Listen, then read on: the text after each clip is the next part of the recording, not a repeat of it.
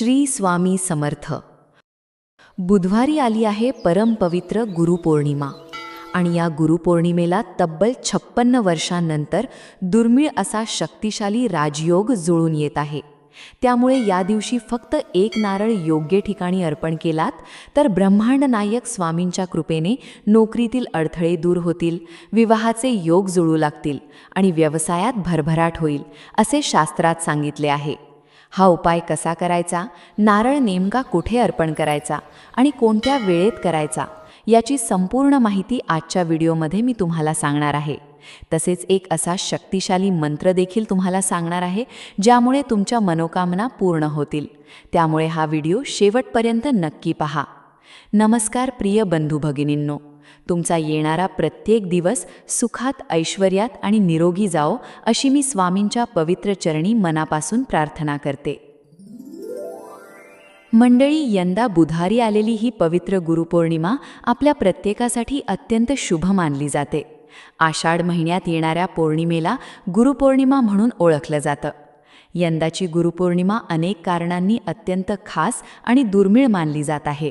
कारण तब्बल 56 वर्षांनंतर गुरुपौर्णिमेच्या दिवशी एक विलक्षण ग्रहयोग जुळून आला आहे. सूर्य आणि बुध यांच्या संयोगातून तयार झालेला बुधादित्य राजयोग या दिवशी प्रभावी राहणार आहे. एवढंच नाही तर हंस राजयोग आणि शश राजयोगांसारखे अत्यंत शुभ आणि शक्तिशाली राजयोगही याच दिवशी निर्माण होत आहेत. त्यामुळे यंदाची गुरुपौर्णिमा आध्यात्मिकदृष्ट्या अधिक प्रभावशाली मानली जात असून या दिवशी केलेली गुरुसेवा, स्वामींचं नामस्मरण आणि श्रद्धेने केलेले उपाय विशेष फलदायी ठरतात. हा दिवस आपल्या गुरूंप्रती कृतज्ञता व्यक्त करण्याचा, त्यांचे आशीर्वाद घेण्याचा आणि त्यांच्या दाखवलेल्या मार्गावर चालण्याचा असतो. म्हणूनच या दिवसाला आपल्या आध्यात्मिक जीवनात विशेष स्थान दिलं जातं. गुरुचरित्रामध्ये गुरूंचं महत्त्व अतिशय सुंदर शब्दात सांगितलं आहे. एक वेळ ईश्वर रुसला तरी गुरु आपल्याला तारू शकतो, पण जर गुरुच रुसले तर ईश्वरही वाचवू शकत नाही. म्हणून आपल्या आयुष्यात गुरूंचं स्थान सर्वात श्रेष्ठ मानलं जातं. आपले आई-वडील, शिक्षक ज्यांच्याकडून आपल्याला ज्ञान किंवा दीक्षा मिळते ते सर्व आपले गुरुच असतात. आणि आपण सर्वांचे सद्गुरू म्हणजे श्री स्वामी समर्थ महाराज. म्हणून या गुरुपौर्णिमेला आपण आपल्या गुरूंची सेवा तर करायचीच आहे, पण त्याचबरोबर स्वामींच्या चरणी श्रद्धेने एक छोटासा उपायही करायचा आहे. हा उपाय मनापासून केल्यास श्री स्वामी समर्थांच्या कृपेने नोकरी मिळण्यासाठी मार्ग मोकळे होतात, विवाहातील अडथळे दूर होऊन विवाह जुळण्यास मदत मिळते आणि व्यवसायात भरभराटीची दारे उघडू लागतात. आजच्या व्हिडिओमध्ये मी तुम्हाला फक्त एका नारळाचा अत्यंत प्रभावी उपाय सांगणार आहे. हा नारळ कुठे अर्पण करायचा, त्यासोबत कोणत्या वस्तू घ्यायच्या, कोणता मंत्र म्हणायचा आणि कोणती चूक टाळायची हे सर्व पुढे सविस्तर सांगणार आहे. त्यामुळे व्हिडिओ स्किप न करता शेवटपर्यंत नक्की पहा. आणि मंडळी, जर तुम्ही आपल्या चॅनलवर नवीन असाल तर चॅनलला सबस्क्राईब करा, बेल आयकॉनही दाबा, म्हणजे मी जेव्हा जेव्हा असे उपयुक्त आणि धार्मिक माहितीचे नवीन व्हिडिओ घेऊन येईन तेव्हा त्याची सूचना सर्वप्रथम तुम्हालाच मिळेल आणि एकही महत्त्वाचा व्हिडिओ तुमच्याकडून चुकणार नाही. आता आपण या उपायाबद्दल सविस्तर जाणून घेऊया. हा उपाय बुधवारी गुरुपौर्णिमेच्या दिवशी करायचा आहे. या दिवशी सकाळपासून संध्याकाळपर्यंत तुम्हाला ज्यावेळी सोयीचं असेल त्यावेळी हा उपाय श्रद्धेने करू शकता. गुरुपौर्णिमेला नारळ अर्पण करण्याचं विशेष महत्त्व सांगितलं गेलं आहे. कारण नारळाला आपल्या हिंदू धर्मात श्रीफळ मानले जातं. शुभ कार्य असो, देवपूजा असो किंवा एखादा संकल्प असो, नारळाला नेहमीच मानाचं स्थान दिलं जातं. तो शुभतेचं, समृद्धीचं आणि भक्तीचं प्रतीक मानला जातो. एवढंच नाही तर नारळामध्ये ब्रह्मा, विष्णू आणि महेश या त्रिमूर्तींचं स्वरूप मानलं जातं. गुरुपौर्णिमा हा दिवस आपल्या गुरूंना समर्पित असल्यामुळे या दिवशी श्रद्धेने अर्पण केलेलं श्रीफळ विशेष फलदायी ठरतं. म्हणूनच या दिवशी हा उपाय करण्याचं महत्त्व आणखी वाढतं. जर तुम्ही खूप दिवसांपासून नोकरीच्या शोधात असाल, मुलाखती देऊनही यश मिळत नसेल किंवा विवाहासाठी अनेक प्रयत्न करूनही योग्य स्थळ जुळत नसेल, तसेच व्यवसाय करत असाल पण मेहनतीनुसार प्रगती होत नसेल, नवीन संधी मिळत नसतील, तर हा उपाय मनापासून नक्की करा. अनेकदा असं होतं की आपण मनापासून प्रयत्न करत असतो, मेहनतही कमी करत नाही, पण यश काही मिळत नाही. काम अगदी शेवटच्या टप्प्यावर येऊन अडकतं. अशा वेळी मन खचायला लागतं. पण गुरुपौर्णिमा हा असा पवित्र दिवस आहे की या दिवशी श्रद्धेने केलेली सेवा आणि उपाय आपल्याला गुरुकृपा मिळवून देण्याचं माध्यम ठरतात. विशेष म्हणजे ज्यांच्या कुंडलीतील गुरुग्रह दुर्बल असेल त्यांच्यासाठीही हा दिवस अत्यंत महत्त्वाचा मानला जातो. या दिवशी गुरूंची सेवा, स्वामींचं नामस्मरण आणि हा नारळ अर्पण करण्याचा उपाय केल्याने गुरुग्रह बळकट होण्यासाठी मदत मिळते. त्याचबरोबर श्री स्वामी समर्थांच्या कृपेने नोकरी मिळण्याचे योग निर्माण होतात, विवाहातील अडथळे दूर होऊन विवाह जुळण्यास मदत मिळते आणि व्यवसायात भरभराटीची वाट खुली होऊ लागते. आता उपायासाठी लागणाऱ्या वस्तू आणि त्याची सुरुवात कशी करायची ते पाहूया. सर्वप्रथम बुधवारी गुरुपौर्णिमेच्या दिवशी सकाळी लवकर उठून स्वच्छ स्नान करा. त्यानंतर आपल्या देवघराची स्वच्छता करून देवांची आणि विशेषतः श्री स्वामी समर्थांची मनोभावे पूजा करा.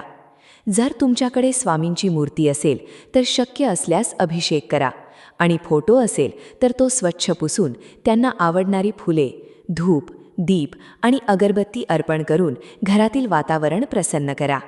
हे सर्व झाल्यानंतर दिवसामध्ये तुम्हाला सोयीच्या कोणत्याही वेळी हा उपाय करता येईल. या उपायासाठी एक नारळ लागणार आहे. शक्यतो हा नारळ नवीनच विकत घ्या.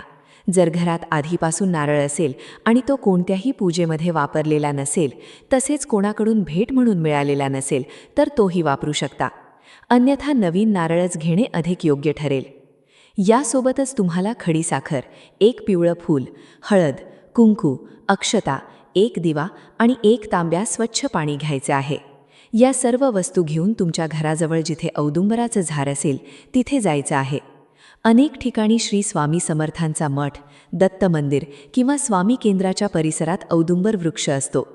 जर तुमच्या परिसरात असं ठिकाण असेल तर तिथे जाऊन हा उपाय करावा. तिथे पोहोचल्यानंतर सर्वप्रथम दिवा प्रज्वलित करा.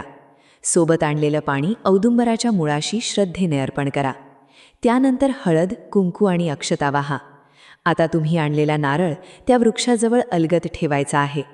यानंतर दोन्ही हात जोडून श्री दत्तगुरू आणि श्री स्वामी समर्थांचे नामस्मरण करा.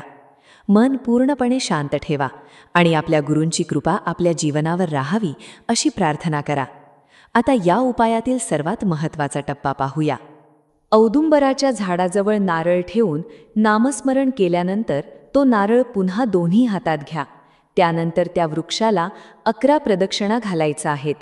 प्रदक्षिणा घालताना पूर्ण श्रद्धेने आणि एकाग्र मनाने ओम द्राम दत्तात्रेयाय स्वामी समर्थाय नमः हा मंत्र तुम्हाला म्हणायचा आहे. प्रत्येक प्रदक्षिणेदरम्यान हा मंत्र म्हणत रहा. मंत्र म्हणताना घाई करू नका. मनामध्ये श्री दत्तगुरू आणि श्री स्वामी समर्थांचे स्मरण ठेवा.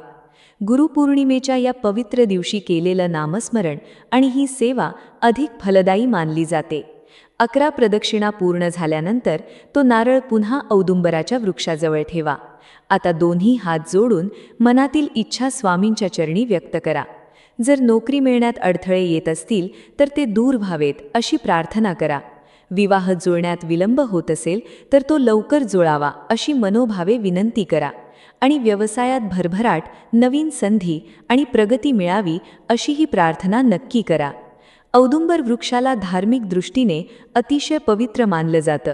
अनेक भक्तांचा विश्वास आहे की या वृक्षामध्ये साक्षात श्री दत्तगुरूंचा वास असतो. म्हणूनच गुरुपौर्णिमेच्या दिवशी या वृक्षाची श्रद्धेने पूजा केल्याने गुरुकृपा प्राप्त होते आणि जीवनात सकारात्मक बदल घडू लागतात. म्हणून हा उपाय करताना केवळ विधी पूर्ण करायचा नाही तर पूर्ण श्रद्धा आणि विश्वासाने प्रत्येक कृती करायची आहे. कारण उपायासोबतची भक्ती आणि गुरूंवरील विश्वास यालाही तितकंच महत्त्व असतं. आता या उपायाची शेवटची आणि तितकीच महत्त्वाची प्रक्रिया पाहूया. औदुंबराच्या वृक्षाजवळ मनापासून प्रार्थना करून झाल्यानंतर तो नारळ पुन्हा हातात घ्या. तुम्ही सोबत आणलेली खडीसाखर आणि पिवळं फूल देखील सोबत घ्या. आता तुमच्या घराजवळ जिथे श्री स्वामी समर्थांचा मठ, स्वामी केंद्र किंवा श्री दत्त मंदिर असेल तिथे जायचं आहे. तिथे पोहोचल्यानंतर अत्यंत श्रद्धेने तो नारळ श्री स्वामी समर्थांच्या किंवा श्री दत्तगुरूंच्या चरणी अर्पण करा. त्यासोबत खडीसाखर आणि पिवळं फूलही अर्पण करा. यानंतर दोन्ही हात जोडून मनापासून प्रार्थना करा. स्वामींना आपल्या मनातील इच्छा सांगा. योग्य नोकरी मिळावी, विवाहातील अडथळे दूर होऊन लवकर विवाह जुळावा आणि व्यवसायात दिवसेंदिवस भरभराट व्हावी अशी विनंती करा. तसेच घरातील सुख, शांती आणि आनंद कायम राहावा अशी ही प्रार्थना नक्की करा.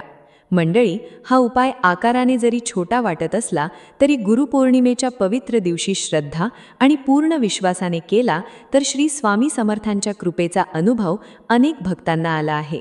म्हणून हा उपाय करताना कोणतीही घाई करू नका. प्रत्येक कृती भक्तिभावाने आणि मन एकाग्र ठेवून करा. फक्त एक गोष्ट लक्षात ठेवा, ज्या घरात सुतक असेल त्यांनी हा उपाय करू नये. तसेच महिलांना मासिक धर्म सुरू असेल तर त्या दिवसात हा उपाय टाळावा. घरातील इतर सदस्य मात्र हा उपाय श्रद्धेने करू शकतात. मंडळी, अजून एक अतिशय महत्त्वाची गोष्ट सांगते आणि याकडे अनेक जण नकळत दुर्लक्ष करतात. हा उपाय करताना मनामध्ये शंका, घाई किंवा केवळ औपचारिकता अजिबात ठेवू नका. कारण गुरुपौर्णिमेचा हा दिवस म्हणजे आपल्या सद्गुरूंच्या चरणी पूर्ण श्रद्धेने स्वतःला अर्पण करण्याचा दिवस आहे.